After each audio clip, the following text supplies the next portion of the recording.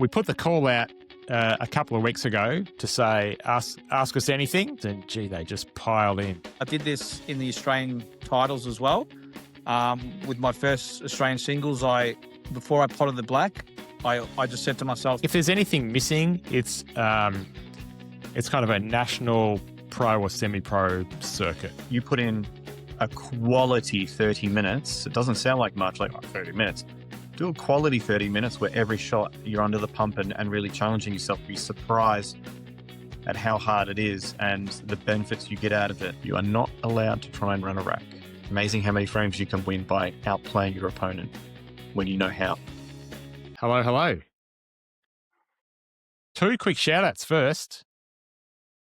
A couple more donations came in today. So first of all, Dan Ritchie of Pool Shark Coaching donated $39. Thanks, Dan.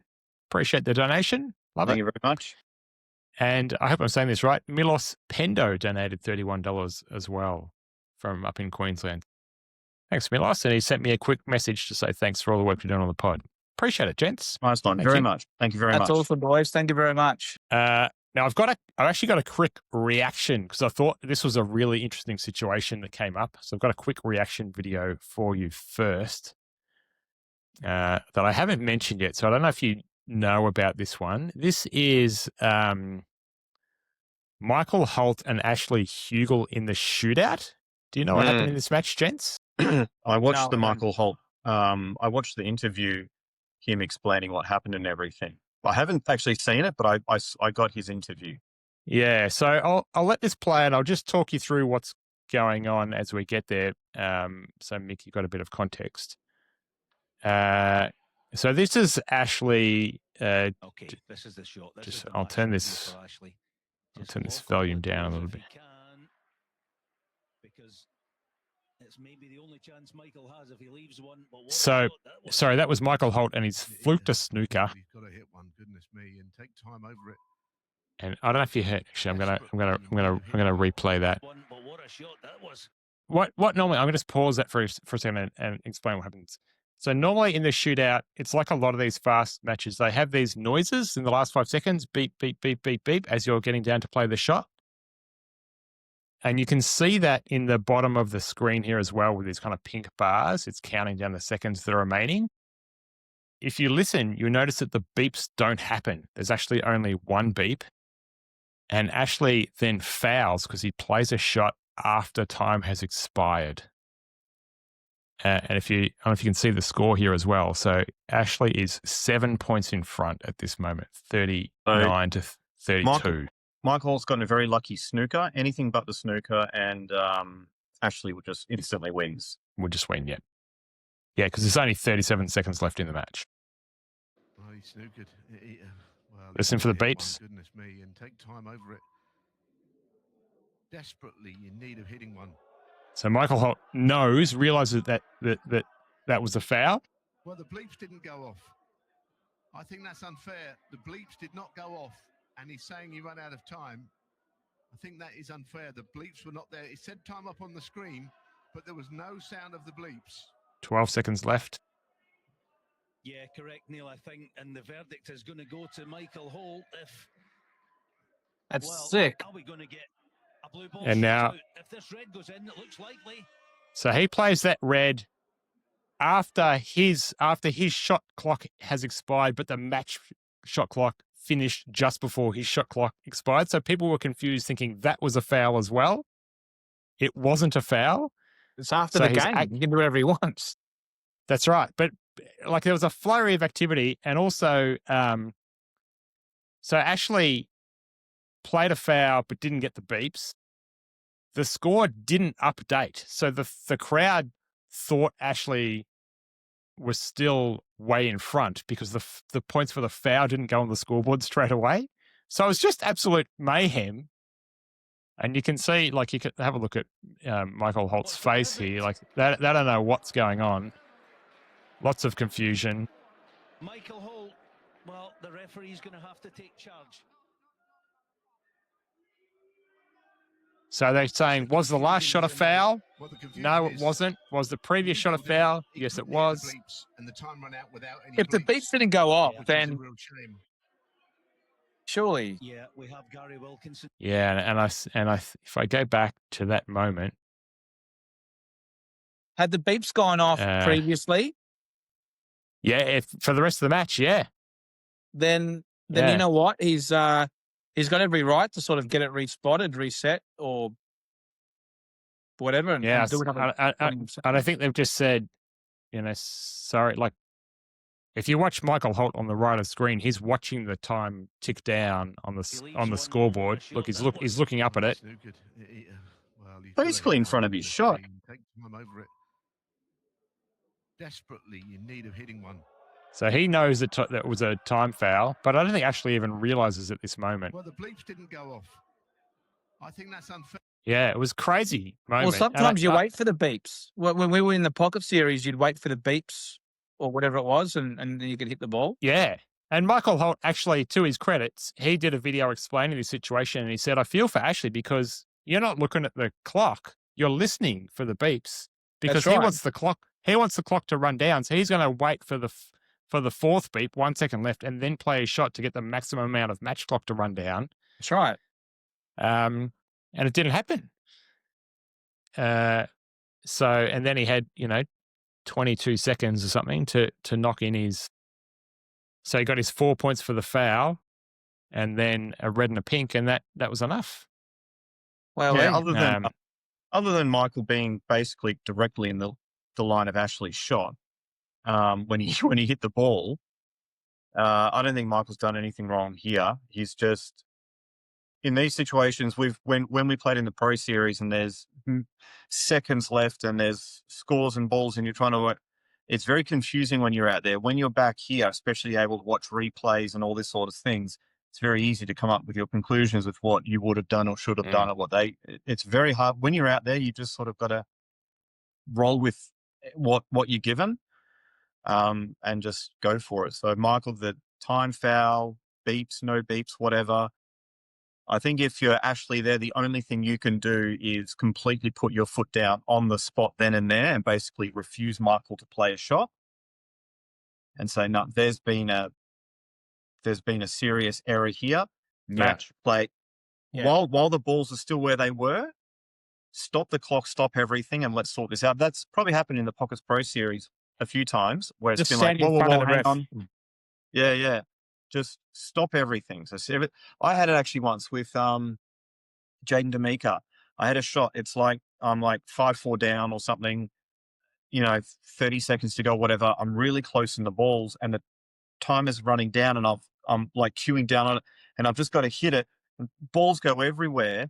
I don't know if it's a foul or not. The ref doesn't know if it's a foul or not. If it's a foul, Jaden instantly wins. And I actually made the pot, but my next shot was still dodgy. I'm like, I don't know. And then they did they stopped everything and then they went in like a super zoomed in replay and it turns out it was not a foul. I continued. I didn't really have a shot, missed, and he won. So it was all fine. Yeah. But that's what probably needed to happen there. And if it turned out that if Ashley was to stop everything and was wrong, then maybe he just has to forfeit the frame or the match or whatever. He loses anyway, right? But he's going to lose regardless. So yeah, but he didn't know that at the time. Right then, by the time he's trying to work out what's going on, Michael's playing a shot. He didn't. I don't think he even realized it was a foul until the referee picked up the white and handed it to Michael Holt. Yeah, and then by then it's like, oh Jesus, what is going on? The only chance he had was he's been hard done by. To stop. He's been very hard done by.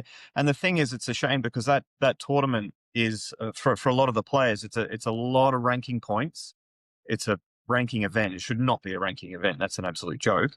But it's a really good way for them to get ranking prize money and all that sort of stuff. It's oh Jesus. So that would have probably done him wonders. I don't know how deep in the tournament it was. Yeah. No, I think it was only a round or two. They were in the round of 64 or something, so it wasn't a deep run. But yeah, you got a feel for Ashley, so he hasn't done anything wrong. Nor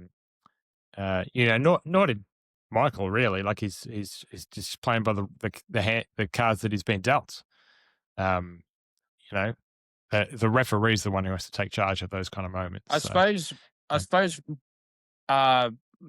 Did Michael know that the beeps weren't like happening at the time, or did he realize that after? You know, I suppose you can't sort of go, sort of pull up and go, hey, it's unfair on him.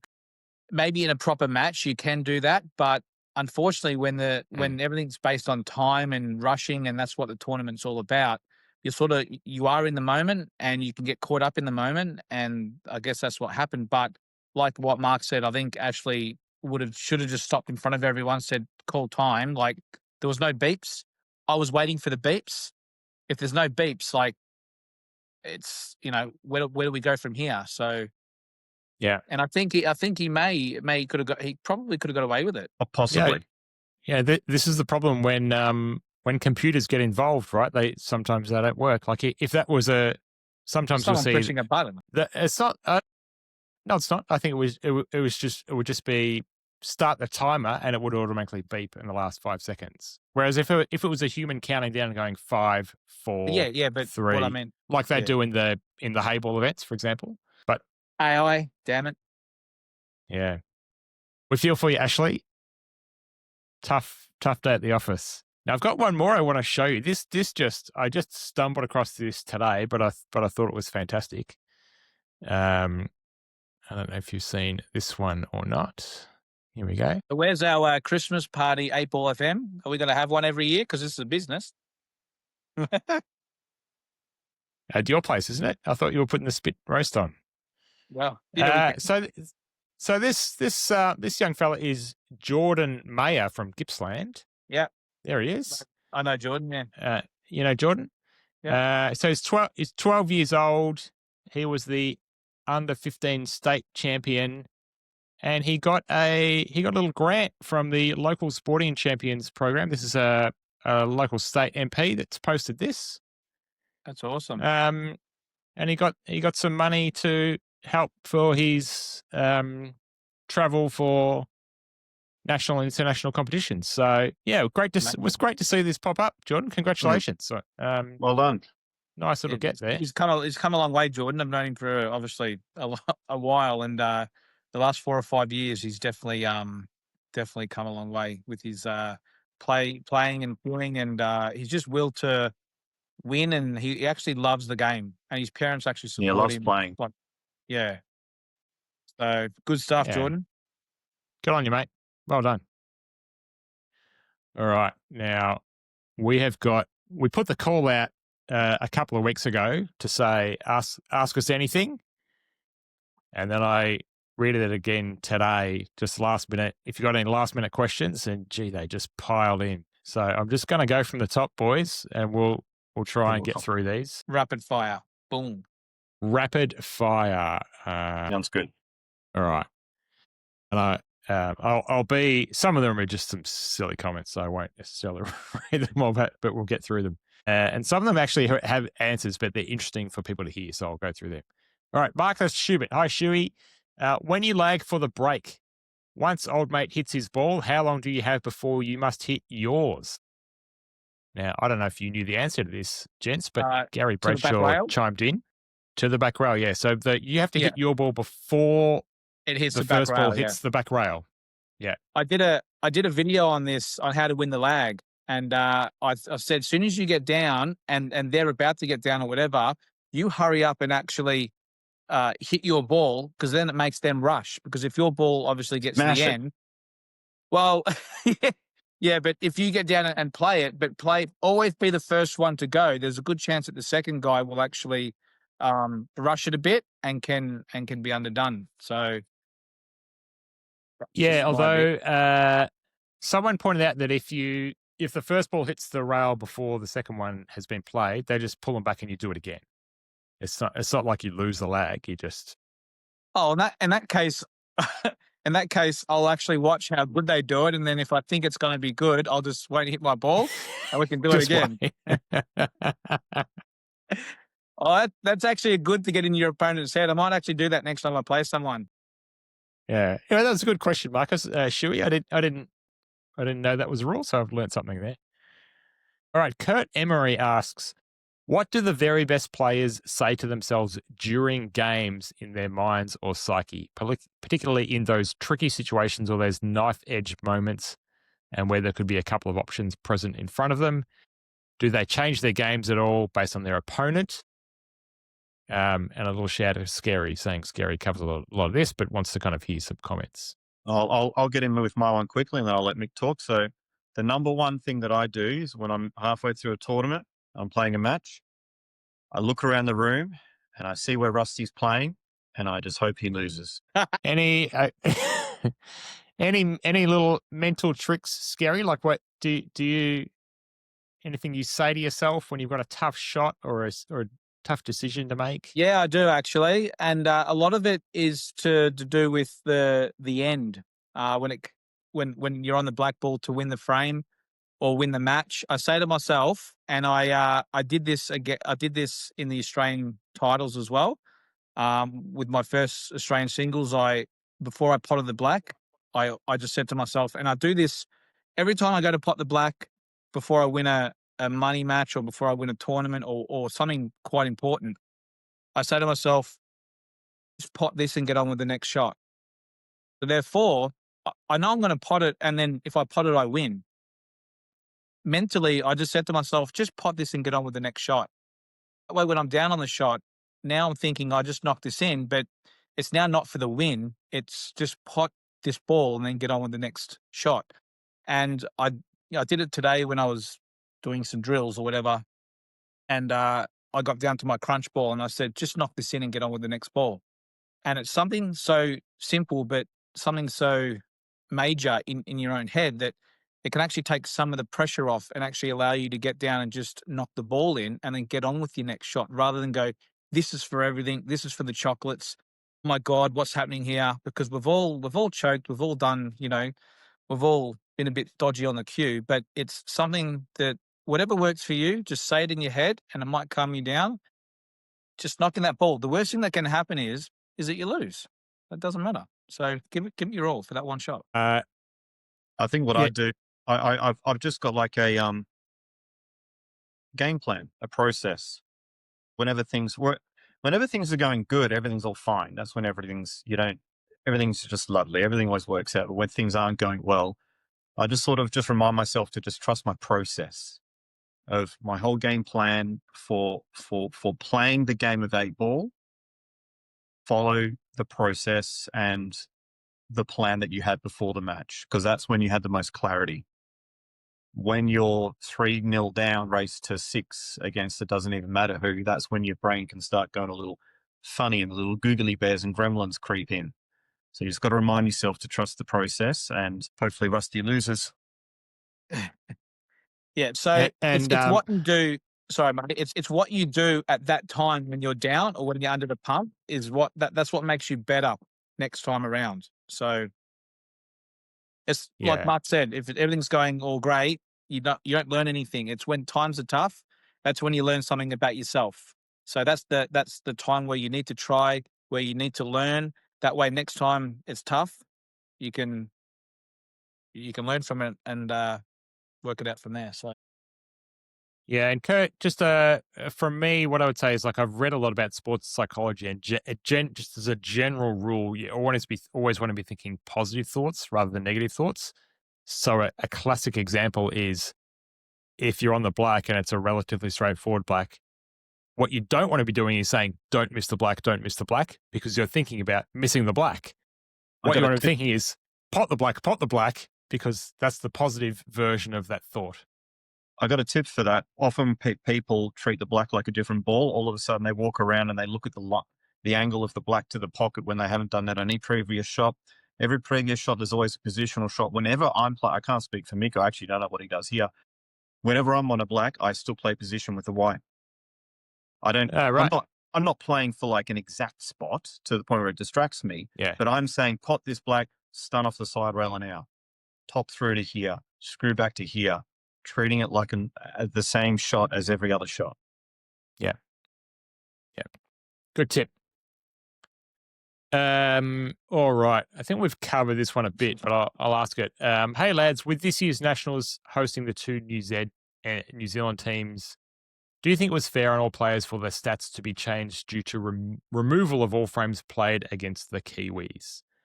There's a bit more in there. I think I'll start. Was it fair? I think in the literal definition of the word, yes. Like like everyone was treated the same. Like no one got any. It's not like some people got it included and some not included.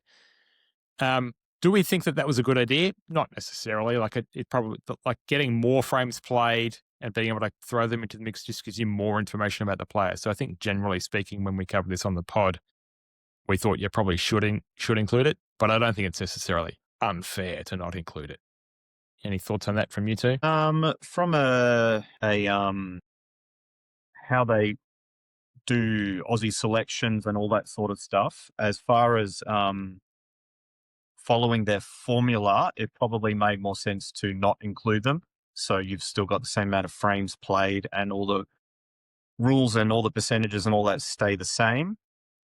So probably from that point of view, it was correct to remove them. But personally, like it didn't sit well with me when I heard that they were removing them. Obviously, you're going to have some people who got lucky and benefited.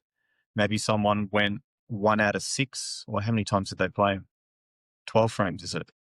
There was 2 teams and they played them twice each. So 12. Up to 12 frames. Yeah, someone may have won 3, lost 9, and all of a sudden that gets deleted and poof, their stats go up. And then there would have been people who won 9, lost 3 and thought, okay, good, I really needed that. And all of a sudden that gets removed. Brutal. So it's sort of luck depending on where all that goes. But I don't know, it just felt weird to have them included in our nationals and then to find out they're getting removed. And it felt like it was sort of like it didn't make it feel genuine to me. It took away something. Yeah. I think they should be either in or out. And honestly, the thought of having New Zealand down there, I think it was great. I'd love to catch up with Simon and all those guys. You know, if I ever went down to nationals again, seeing new players, new teams, I think it's good. I mean, New Zealand are off in the part of the world where there isn't really anyone there. So, you know, allowing them to actually come across and play with us, I think it's a good thing. And you know what? Just recreate the formula or whatever you're going to do and include it all. They're either in or they're out. And I think they're a great bunch of guys. Keep them in and let's start again with everything. Yeah, I agree. I think keep them in. I think they're a great inclusion. Rename it to obviously not the Australian title. You can't have Simon Singleton being the Australian 8-ball champion or New Zealand being the Australian champion. Like it's something a bit weird. So I'm all for them playing. Love to be there when I play next. I'm sure they'll get it right. Rename it just to the Rusty Championship. The Rusty That means Cup, you're going to take the Rusty Bucket. Rusty's got to go back from 3 to 2 and then start again on. So Rusty's really on one Oceania Cup. 2 Australian titles and 1 Oceania. Now he'll say he's the only person ever to win the Oceania. Maybe, yeah. All right, I'll just keep barreling through. Paul Taylor asked, at the Nationals, what was the purpose of using silicone spray on the balls in the polisher? Not sure if it was only in the TV tables or not. There's a bit of a debate here about whether it was actually silicone spray or not, but certainly it seems like the balls were cleaned. And I guess I'll just change it to a more generic question about what do you think about like the TV tables being kind of slightly different conditions to the rest of the tables because they're ironed more often or the balls are cleaned or like in a reaction to that? I don't like it. Just in general, I'd rather all the tables play the same. If they all play rubbish, I want them all to play rubbish. Too many times you go, there's rubbish around the room and then you've got a match against WA and you're like, oh, by the way, guys, this is on the TV tables. Make sure you get down and have a hit early because they're completely different. Why? Just have them all the same. So what you'll find is by doing that, you'll actually get a really good final most of the time. Because what they're doing is they're creating this perfect scenario for us to go play a grand final in, but everyone is unfamiliar with it. People are white ball sliding all over the place and all that. You're actually getting a bad final. Have it the same as all the others. It shouldn't be any different, and you'll actually get a good proper match and something that people have used to over those 10 or 11 days. Not bring in this weird table and it play different, and then all of a sudden, everyone's guessing. Then it will look bad, and Just keep it all the same. It like feels what Mark said. foreign. Yeah. It feels foreign, and when it feels foreign, that's going to take away your confidence. And it's hard enough in finals as it is. Now all of a sudden you're playing in foreign conditions. Like, why? It's not benefiting the people at home. I didn't know. I watched the final. I didn't know. I've been there for the Yeah, last 20 years. I didn't know. Like, you don't know. So just let the players play. Now, I don't know, to be clear. None of us were there, Paul. So, we don't know whether they did the same things for all of the tables or not. There's also a bit of a debate here. Yeah, there's also a bit of a debate here about. So certainly, it seems the balls were cleaned on the TV tables. Don't know if they were on the other tables or not, and that they were using some kind of a polish.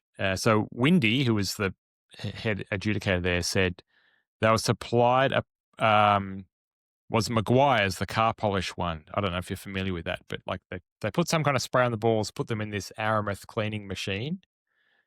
And it's not like they didn't look particularly slippery to me when I watched the game. They didn't seem to be reacting differently, but I don't know if they should put again, anything on the balls. I know people used to put Mr. Sheen and all that stuff on the balls, and it makes your hands feel a bit different, and it can actually play a little bit different as well. And the balls actually might then start sliding off the rails, or they might react funny. And just give them a wipe, and then a wipe with a microfiber towel, and then you're all good to go. You don't need all that stuff. I don't know about all these chemicals going on the balls. I mean, certainly Simon Singleton and Andy Bunnett both said they didn't feel like the balls had silicone spray on them. So that's because they both did well. It's because that's right. Okay. What can you? This is from Phil Tunstall. What can you do when you are playing bad or not in a great mood? How do you, turn your mindset around when you're in that mode? When you're playing bad or not in not a good mood. Yeah. When you're playing bad, more than when you when you're playing bad, more than likely you're overextending with a lot of your outs. You're just trying to make clearances and stuff like that. You're not thinking about trying to play this ball and that ball, and you're not mapping correctly. So more than likely, if you're playing bad, pull up a little bit and I think not overextend yourself so much. I think a lot of the times when people think they're playing bad, they're not making the clearances or not making the outs, and they're pulling up short and then allowing their opponent to come in and then just mop up.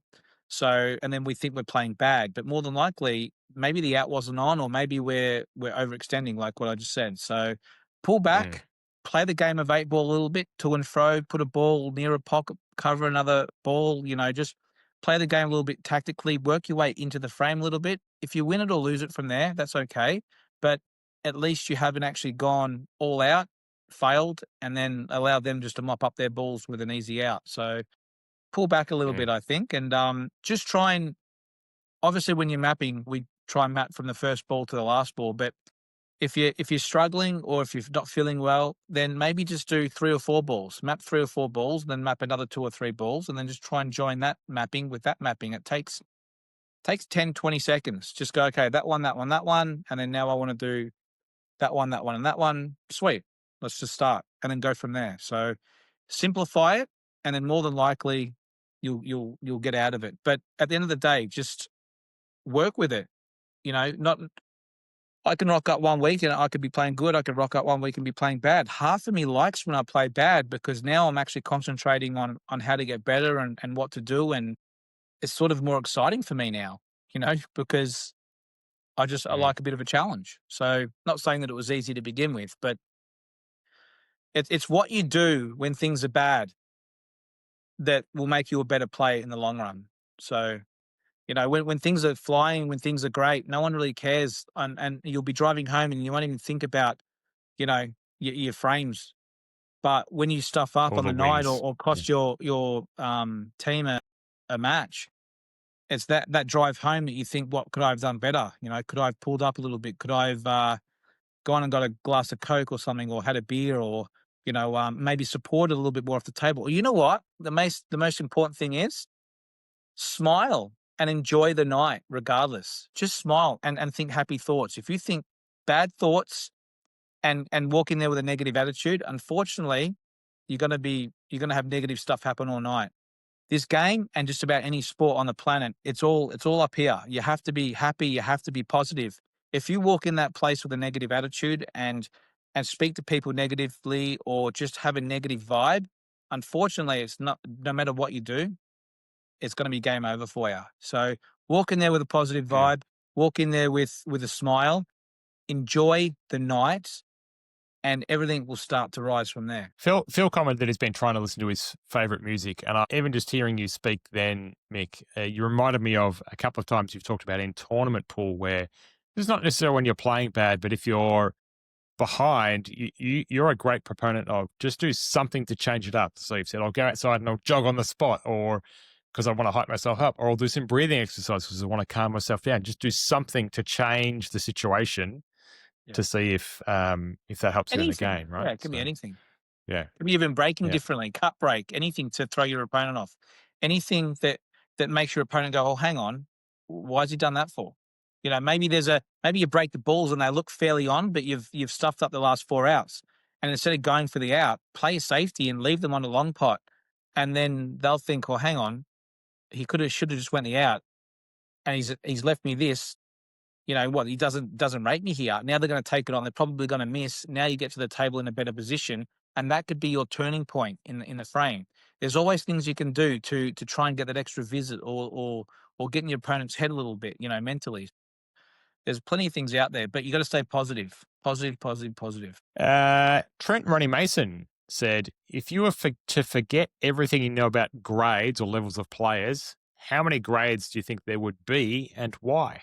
Going from, elite all the way down to kind of pub players. Well, I suppose being an elite, I suppose I can start from the top because I've played against the best and whatever. But, like at the end of the day, I don't think it really matters too much. It's where you want to be. Like I know when I first started, I loved, people could tell me, I wouldn't do this or I wouldn't do that. I still remember when, I'm not going to name names, but I still remember when one person told me I'll never make a state team when I first started playing.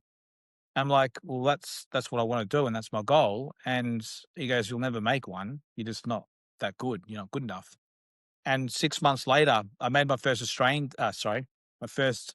Victorian side. And all I could think about was him. I made my first state side. And the first thing I did when I walked in the Potters, I walked up to that person, tapped him on the shoulder and said, hey, guess what? I just made the state team by winning the singles. And he, sort of said, congratulations. But I knew deep down, like, I remember what you told me 6 months ago, and I went on to make the next 13 in a row. So like at the end of the day, I've made a career out of proving people wrong. So I don't care if you're Division 4 or Division 2 or Premier or Australian, it's what you want to do. So don't worry about grading and where you think you fit in. Practice the right stuff, do the right drills, speak to the right people, get the right coaching, and go from there. There's no point in, if you worry about, this guy should be, playing in this division and I should be in this division, or he's in that division, but I'm better than him. Forget all that stuff.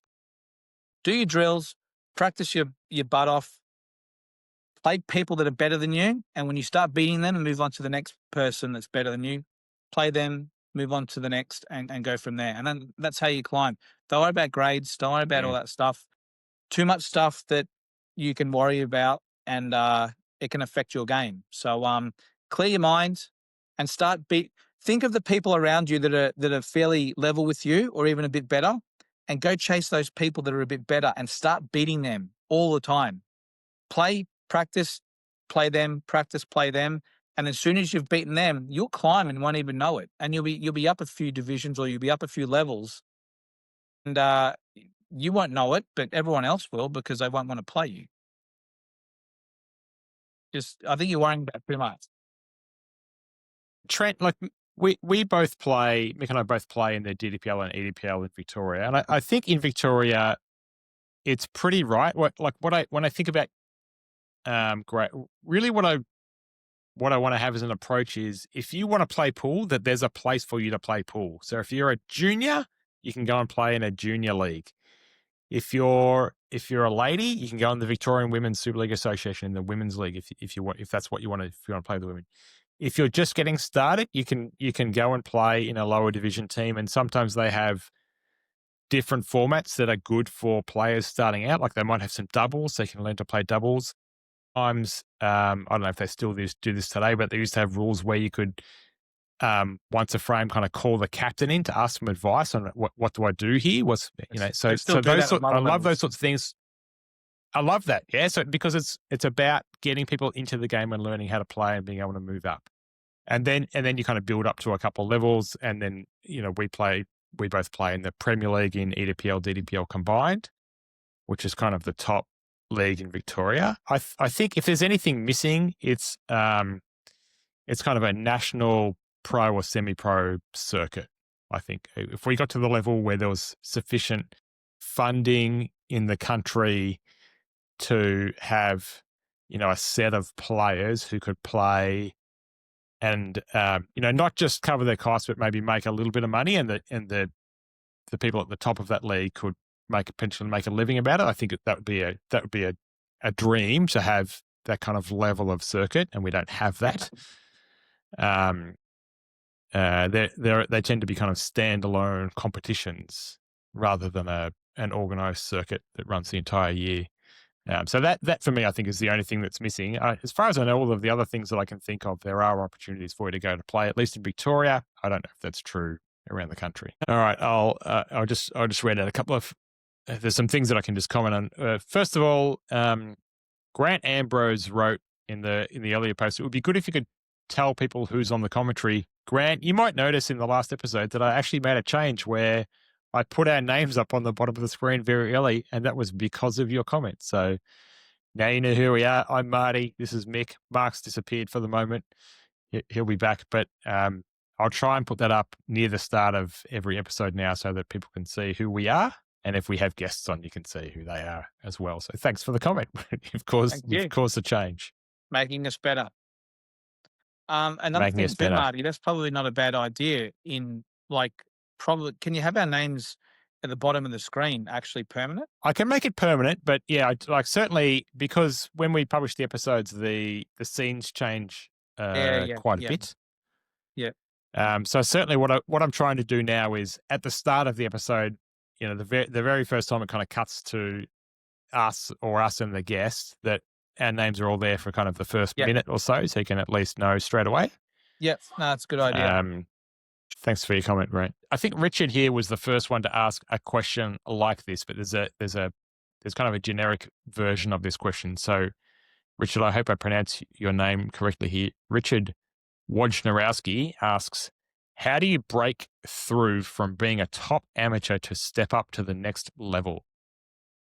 And he goes to talk about his Fargo rating. I presume he plays in a league somewhere where they have a Fargo rating, and he's in the range of 650 to 700, and he wants to get it to 750 or higher.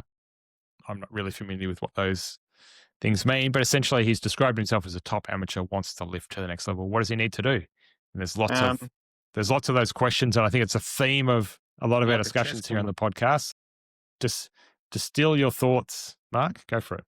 I think something that was just universally true across the board in all sports and everything would be surround yourself and play people your level or better than you, especially better than you, but not so much better than you that you're actually confused about what they're doing and why they're beating you. Sometimes it can actually be too much. And what actually helps a lot is actually almost having like a rival with you along the way. Mick and I have started practicing Abel a little bit recently. We've not done that for a long time. He put some good scores up in some drills that we've put some. He put some scores up in some drills that he did. I'm like, hey, let me try and beat that, and I beat that, and then he tried to beat that, and then I beat that, and then we're just going, and we're actually putting up some pretty good scores. And he recently did one today. It was extremely impressive, and I was looking at my table before I was walking along and wanted to have a go at trying to beat it. So he's my rival. He's also my best mate, but my rival, and that's very healthy. So then you bring each other like this, and everyone else is over here, So you're like this, but you're always trying to play against these people as well. And eventually you start over and go up and up and up and up and then see how far you can go. Yep. Yeah, good question, Richard. And like almost every week, without fail, we are talking about discipline around practice, not just knocking balls around, but focused, deliberate practice, quality practice over quantity, and coaching. Like you do those two things. I did a solo practice session maybe 4 or 5 days ago. I got about 10 minutes in and I was tired. I went for 20 or 30 minutes and I was cooked. Now I've had hits of pull and stuff like that. I can have hits for hours and it does nothing. But you put in a quality 30 minutes. It doesn't sound like much, like 30 minutes. Do a quality 30 minutes where every shot you're under the pump and really challenging yourself. Be surprised at how hard it is and the benefits you get out of it. I'm probably collectively about 4 hours in over the last week of my practice. It doesn't sound like much, but that 4 hours is probably the equivalent of having a 50-hour hit against people. Can you elaborate for the viewers at home? What's the difference between a quality half an hour hit other than just having a half an hour hit? Yeah. So, okay. Well, what I've been doing is Mick and I, we've got, and a few other people actually involved as well. We've got just 3 drills. There's 3 different types of drills, and those 3 drills are very specifically designed to target one part of your game. That's what you want to do with drills. Drills that target 1 or 2 things of your game. That's it. Cueing, potting, white ball, mapping, rail shots, doubles, etc.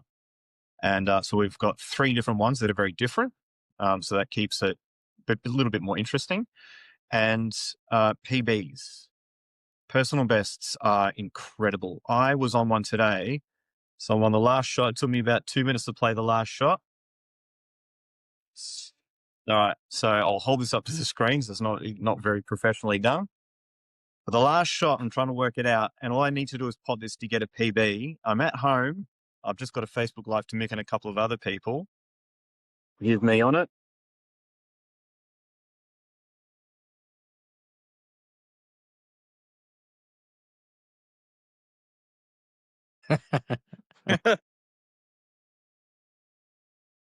So that's me. That's me at home. Facebook Live it. I think Gus was watching or something. Just a And few, why the a few Facebook people so Live? we can track our result. Accountability. So when we practice, we do a Facebook Live. Myself, Mick, I don't want to, Gus, and there's 2 or 3 others. And you Facebook Live, normally always one of them's watching. It's accountability. Also to go back and watch results and things like that. It costs no money to set up a Facebook Live. We're not doing it for any. I was going to say any money. Whoever has the best scores with their drills at the end of the year wins a dinner off the other guys. So we'll go for dinner. Winner gets a free meal. But that's, and on that, I'm building up to that shot for about a minute and a half, and my heart rate was through the roof because I was trying to do that for like 2 hours, not pot that one ball, but build up to that shot. And I knocked it in. I was so happy, and I was nervous. So creating, when you're just practicing solo drills, to actually be able to create an environment that simulates pressure is quite incredible. So tracking your PBs and being honest with them, challenging yourself with hard drills that actually really push you, and just get one other person, your level, and say, hey, this is what I'm doing. Do you want to have a go as well? Let me know how you go, and we'll compare scores, And then, so when you're doing this, you get absolutely cooked. I could play a race of 21 with Mick tonight and not feel it, but go and do 1 hour of proper solo practice where you're trying 100% every shot. You'll be surprised at how tired you get. Yeah, just a tip for anyone who doesn't know how to do that. You can on Facebook, you can literally just use your phone. Set your phone up to point at where you are, wherever you're playing pool, and you open the Facebook app and tap on the post, and there'll be a button that says "Go Live," and you can do that, and you can just say only to yourself. So you don't have to even go live to anyone. You can make it just for yourself, but it will just record it. And then if you're in a conversation like we are today, and Mark's saying, I'll show you what's happening, you can bring it back up, or you can even share it with them. And it definitely helps with the accountability. It's very good technique to kind of keep you focused on the task at hand. This was a funny one. We don't necessarily need to get the answers to this, but Gus DeGiorgio did put a comment up saying, how do you just become good and win? The first comment came back from Simon Ibbs, ask your sister.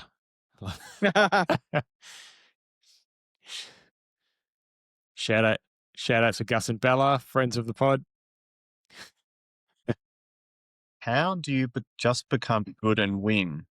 Well, it's not really a proper question. It's a very Gus. Really? It's a very Gus question, isn't it? Oh, yeah. That's not really an easy answer, is there? It's just you put in the time and the effort and the work. I promise you, anyone out there who have been practicing how Mick and I have over the past few days, not a lot of hours, small handful of hours, anyone at any level, if they were practicing at that intensity and a fourth div player could bring the intensity that we brought, intensity has nothing to do with skill or experience at all. Anyone can do it. It's just a choice. You will improve through the roof. If there's anyone eligible right now in that intermediate tournament, like the big one at Slate, if you practiced this stuff for 2 months, you would no longer would you be eligible. You'll be too good. I've had a few intermediates come around and still do. I'm obviously not going to mention names because they want to win this tournament. I feel like now saying that if one of them do win, I want a big share of the prize money, because I'm telling you secrets that I've learnt over the years, and some of these guys are getting very, very good. So I think that's going to be my deal from now on. I thought about doing that. You intermediates that come over, I thought about chance with the money. Yeah, I thought about handpicking one of them and basically guaranteeing that they will win, but I get half the money. And I'll buy them in the Calcutta. They'll be like some smoky long shot, some country player no one's heard of. I'll train them up over 6 months. Half the money, buy them in the Calcutta. Boom. That's how confident I would be, just through the entire process of everything. The preparation, the game plan going in. One rule I'd have is they're never allowed to try and run a rack. That would be almost my number one rule. You are not allowed to try and run a rack. There'll be a few times where you would go for it and make it, but there's probably 5 to 10 times the amount that you've gone for and not make it. So you are not allowed to try and run a rack. Amazing how many frames you can win by outplaying your opponent when you know how. All right, let me keep going. There is I'll mention this, but I don't think we want to dive into this yet. We might save this discussion for at the end of the episode because it's a big one. There was a post from Dakota Cook about old gen versus new gen. He'd got 39 replies. There's lots of back channel conversations going on. Dakota, thanks for the post. If we don't cover it in detail today, we certainly will. We are talking about it, and we will cover it more perhaps in future as well. But yeah, you stimulated a big conversation. It was great to see that kind of come out. There's a lot going on in there. So Gents, I just want to park that one because I feel like we'll go down a rabbit hole and we'll never get the rest of the episode done. We're coming for you. Through the rest of them first. We're coming for you. Aaron Hall posted, are we going to watch and comment on the Tats Classic being held in Toowoomba in Queensland mid-January? And I replied to this, Aaron, thank you so much for mentioning it because I had no idea that was on. I don't know if you guys knew that tournament even existed. What is that again? The Tats Classic in Toowoomba. It's $5,000 to the winner, 17th to the 18th of January. What's that? $128,000 to the winner. Total prize pool of $18,500. Bet you Justin and all these guys know about it. Yeah, Tam. Steve Tran and Justin and Tam. Tam will know about this one.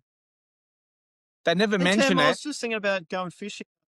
Jan, what you got any plans on? No plans. But I'm not going to be available. Here it is, just in case anyone's looking for it. What? Tim's like, delete it. Classic. There you go. Yeah. What is? Hang on. Hey, bring that back up. Let me get a photo of that. I'm surprised Mikhail's not coming down for it. It'll be on. People can pause the pod. But Aaron, like Queensland. thank you. Yeah, Toowoomba in Queensland. Thank you for Gus will sharing ask- that. And Gus will ask 17 and a half, I've 17-hour drive away. I've said before to people out there, if there's a big tournament going on, let us know. Like, we will share it with the world. We'll post it on Facebook or mention it on the pod. We'd love to see this kind of tournaments. It's great that they're happening We'd around love the to country. play So, Queensland. Aaron, we That would love sounds to like play that. Rusty. That sounds like a Trap Crawley, Rusty, Justin Sage, and then you've got your What? your locals down there, whoever local down there, and 10. They're the travel. It's a 128 player draw, mate. They've got to get some people from somewhere. It's a big event. I know. Thanks, 19th, Marty. or it's 18th, Now I 17th, know that. 18th Huh? January. I can actually make that. I think we can make that. You know what's interesting? There's I'll be a back in the number of country. tournaments. There are a number of tournaments that are bobbing up as $5,000 to the win 128 player, and there's still a lot of ones that have been running for a long time that are still $2.5, $3,000 where they get 250 runners. It's interesting. Yeah. Because $5,000 to the winner, or guys like me, Mick, will travel for that. It's not all about the money. We love winning and competing and being amongst it and playing the game and seeing everyone and all that sort of stuff. It doesn't hurt that if you're going to travel to Queensland, that if you win the tournament, you actually do make a decent amount of money. $5,000 is 2.5. It might cost $1,000 to go there. And there's a good chance that, it might take our family up there too, the Queensland, and that costs a lot of money too. And if you happen to win or do well, the trip is sort of almost for free in a way. But most of these comps that are $2,000 for the winner or something like that, even if you win, you're sort of still breaking even and whatnot. So it's not, again, like Mark said, all about the money, but I think a lot of these other comps that have been around a long time, they do need to bump the prize money up a little bit, and make it $4,000 or $5,000. I think it should be at least $4,000 or $5,000 to the winners now. I mean, Calcutta's, people are going for $4,000 and $5,000. Like, that's stupid. Like $10,000, $15,000. Like, that's crazy.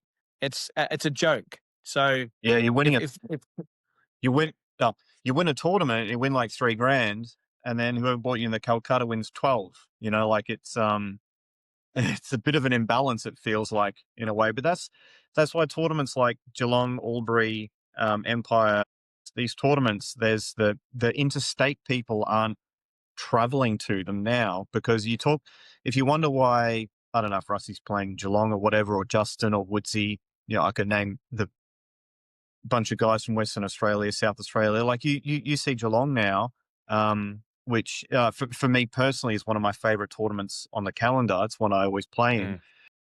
You look around the room, there's like 3 South Australians there, and no one from anywhere else. Maybe Rusty pops down once every few years to play in it or something. But that's why, because if someone like Rusty was to come down and play in that, it's not all about the money. He loves the silverware and getting the wins and competing and playing the game. He doesn't want to have to make the final to cover his trip. That's the thing. And if anyone's sort of comparing, sort of like, oh yeah, but I travel interstate as well and I can't even win the tournament.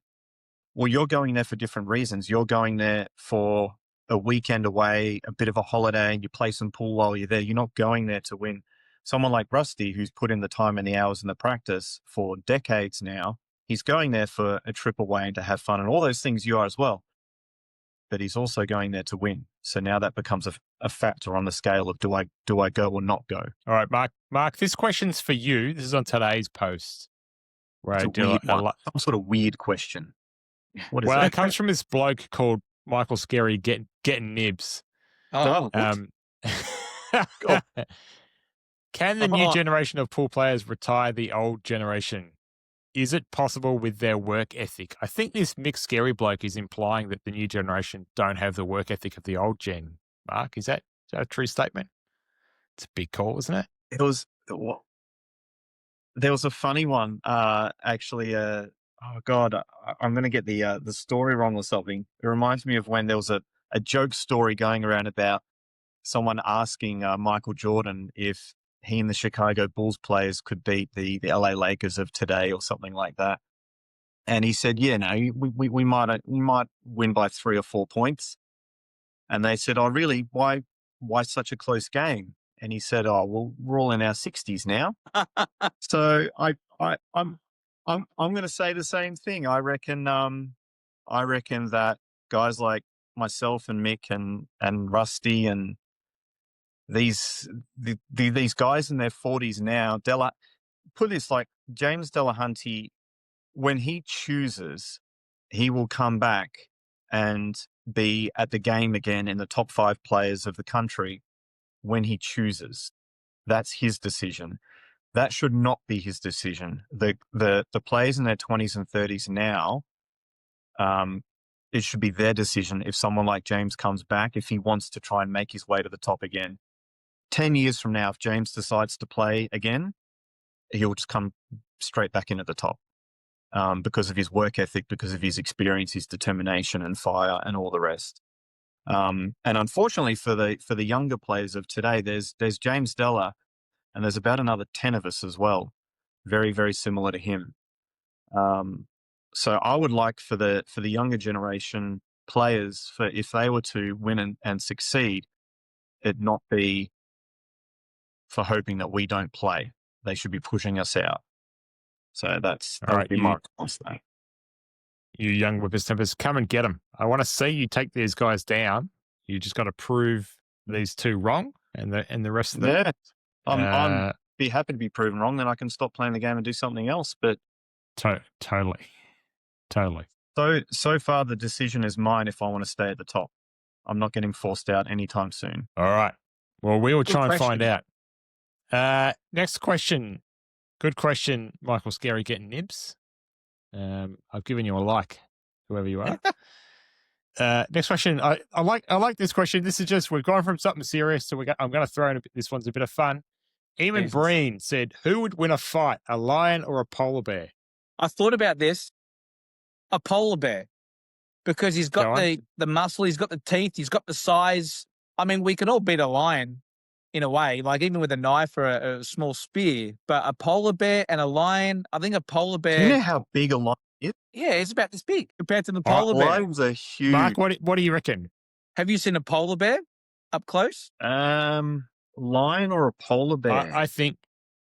Can I give you my vote? Yes. What do you reckon? I'm definitely 100% in the polar bear camp. Polar bear kicks a lion's ass. Can I give you a stat that might help you make a decision? Mark's ChatGPTing it now. The average size of a polar bear, 1,600 pounds, 1,600 pounds. That's what I'm Average size of a lion, 550 pounds. So that's a lot bigger than you thought. 3 times the size. 3 times the size. I would say the polar bear would win more often than not, but whoever sinks their teeth into the other one's throat is also going to win. Is the polar bear in the jungle, or is the polar bear in the jungle, or is the lion on the ice? Well, if the lion's in the ice, he's screwed. Where if the polar bear's in the jungle, he still has a chance, doesn't he? Yeah. In the water, the polar bear has the advantage. Yeah, it's pretty hard to go past a polar bear. Probably taking on anything, really. Yeah, amen. Next question. Yeah, it's the polar bear, mate. Yeah, polar bears. I think polar bears are one of the only animals that actually hunt humans as well. Saw that the other day, like last night or the night before. The other species that hunts humans as well is the old gen pool players. We hunt too. All right. Let's keep going. You've touched. Young bucks. I think you've touched on this already, Mark, but this is a question I think addressed to you. What's the best? This is from Jahan Pitcorn. What's the best drills to go from normal to Robo God mode? Normal. Define normal. Well, just what are the drills that get you to Robo God mode? Let's you said that you there are 3 that you work on. You want to just quickly reel them off and describe them? Well, the current 3 that we're doing is the 15 across drill. These are basically all stuff that Mick and I developed over the last 10 or 15 years or something. So it's the same as the 5 across that you would have seen on Mick's channel or whatever. But there's 15 and you start from one end and you put the white back in bulk, and you just pot one, put it back in bulk, pot one. As soon as you miss, set them all up again. Try and clear 15. Extremely hard. So that's for queuing and concentration. The other one is actually, these are all extensions of other drills and stuff, slightly changed to keep things interesting. So the snooker colors, but on an 8-ball table: yellow, green, brown, blue, pink, black. Pot them all in order. So spot them the same way as on a snooker table. Pot them in order of yellow, green, brown, blue, pink, black, and they can all only go in a certain pocket. And then once you get down to the black, you respot them, pop the black, go up for the yellow again, and you just keep going round and round. Someone of minor mix level would probably clear that 8 or 9 out of 10. So it's about how many times in a row can you do it. We're both equal on that right now with, I think, 8 or 9 times in a row. So we're quite close with that one. You're just counting. You're not counting the break points. You're just counting the number of times to Balls clear potted. the color. Yeah, and Balls you just potted, keep going around, and that's about keeping a consistent white ball, because no pot is difficult. It's all about a good white. And can I ask, is it when you pot the black, you're playing position for the yellow? So you don't pot the black and then pick up the white. You've got to just leave it where it lands, and that's where you're starting the next. Yep. And we respot them before when you go black to yellow. Yeah. So you've actually got an obstacle on the way back up to the yellow. And the balls have to go in certain pockets as well. The yellow has to go in the yellow pocket, green pocket, brown the yellow pocket, blue the middles, pink and black to the black's corners. So you can't just pot them in any pocket. You need to actually pot them in specific order, because when you're playing a game of pool, you're trying to land on a certain ball in a certain pocket. You don't just land somewhere around there and figure it out as you go along. There's an actual specific game plan. And if you're to watch us do it, you can clearly see that there's an optimal route to go about it that we're trying to stay on. And it's about, it probably takes us, to clear that 10 times in a row, you're probably looking at maybe 20 or 30 minutes or something. It takes a while. That's a long time to play no bad shots. So there's queuing, there's white ball. And then the other one is to actually, it's a new one I've added. There's just 3 balls on the table. There was that one you actually saw. There's 3 balls spread out on the table, and they can all only go in one pocket. And you have to pot one, land on the same pocket. And then once you cleared all 3, they change to another pocket. And once you cleared all 3, they change to another pocket. It's extremely hard. That ball that you saw me knock in was for our current record, which is 7 balls potted. Only 7. Very, very, very hard. And that you're only up to the 4th pocket then. Third pocket. 3 balls. Oh, yes. Yes. 1 ball to middle. And then one ball. Yeah, I see. Gotcha. Yeah. So that one's actually there to break up because when you're trying to just pot straight balls in a row, one after the other, it gets a bit boring. And the snooker colors on their spots, it's only challenging for us because we're trying to pot 100 balls without missing and trying to land the white very good 100 times. So sheer volume of shots make that difficult. So I wanted to have another drill in there that actually gets your creative juices flowing and your shot making, and one that's not going to take a long time to do, a very short time, but every shot is really bloody hard. So come up with that one. And that's all about shot making. You bring in the white off multiple rails every shot and all that. So just get a bit of your Benny Noonan, Rusty Wheeler sort of vibes going on there. So if you just practice those 3 drills and a couple of others thrown in, then you can get to that God mode. But you've got to be. It's about attitude. There's about half a dozen of us in this drills chat that we've made up. Mick's put up a big score. He's taken the leaderboard in all 3 categories. And someone in the chat said, I might not be able to play this week. I'm a bit short on time. And right at the same time, I put this photo up. Basically, the exact same time they did that, I didn't see their comment. And I put that in the chat, and that's me. And then under it, I said, I'm coming for you, Mick Scerri. So one person's attitude was, I don't think I'm going to find time this week, which is rubbish. And my attitude was, I can't wait to get on the table, because on our leaderboard, Mick was in first place in all 3 drills, and I can't have that. attitude. Attitude is a major part of it. Hopefully Yeah, that and I helps. think that's the answer for you, Johan. Is it's not just the drills; it's about the focus and the attitude towards them, and the deliberate work on them. And essentially, what I hear this kind of theme all the time from these guys: they're doing a drill on cueing and potting. They're doing a drill on white ball control, and the other one that you didn't mention today is a mapping drill. But Johan, go and have a look at the mop up drill on Mick Scerri's channel. Yeah. Like those three things, these guys just cover over and over and over again. The reason why we've chosen those three drills in particular as well is there's no variance. The balls get set up the same every time for everyone, always. There's no talk of bad run, bad luck or whatever. There's no cannoning. There's no breaking. There's nothing like that. It's the same every time. Yeah. That's why PBs are very important, especially with those kinds of drills. I actually want to get on the table now and do that around the world. We've got to get to 8. I was thinking about it now. I know. I've got them set up, ready to go. It pisses me off. So I feel like in our categories, I'm first in 2 of them, but Mick's first in the other, and I want to beat his score, which is actually going to be incredibly hard to do. It won't happen. While he's asleep. I've already got videos of me completing them all again. A video of me beating his score. You've got him in your back pocket ready What to Mark go. doesn't realize, I've already actually got better scores, but I've just put the lowest one up there first. So when he beats it and thinks he's got it, I'll just put my next video in. So I did about an hour and a half practice yesterday, and funnily enough, I did like 15 minutes today, and I stopped because I just couldn't do it. But yesterday I was keen, so I was trying 15 across, and I was trying to figure out, because I did it with Pro Cup balls on the Hayball table, and then I also did it with Hayball. So Hayball balls is definitely harder for sure, but I was trying to figure out, is it easier or harder? Like I'm on a 9-footer with Pro Cup balls, so the pockets are bigger, but the pots are further. It would be probably an advantage or not. It would be very easy to hit a shot bad on a yeah. So but what I noticed is, like, if I'm doing 15 across, balls 1 and 2 are actually a bit like a 9-ball table. Like I can hit it halfway up the rail, and because it's a new cloth as well and it's sliding, it'll still go in. But when I get to ball 3, if I even catch the tiniest bit of draw, I miss. So ball 3 is actually the hardest ball. Balls 1 and 2 will just slide in down the rails.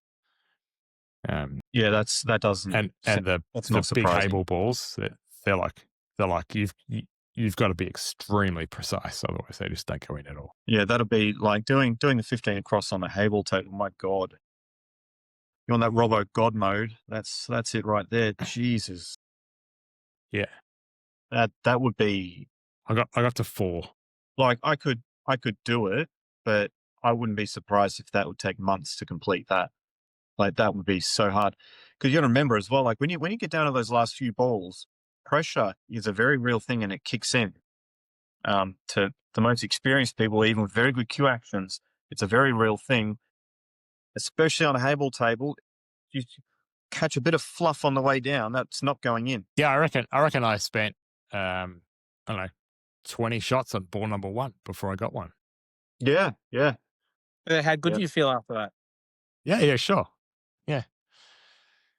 To notice how good you feel, you set up some normal shots, and you're like, I feel like I can't miss these. Yeah, it was funny when I went back and forth a couple of times. So I started on the Pro Cups, and then I went to the Hayball balls, and then after about half an hour, I went back to the Pro Cups, and I went, oh my God, these pockets are enormous.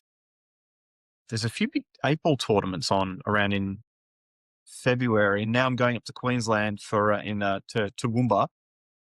I don't know how much I should play on the Chinese 8-ball table. Yeah, just play on the Chinese 8-ball table as much as you can before Geelong. I think it'll be. We'll have your table to come around. For me, it'll be good. It's good for my queuing.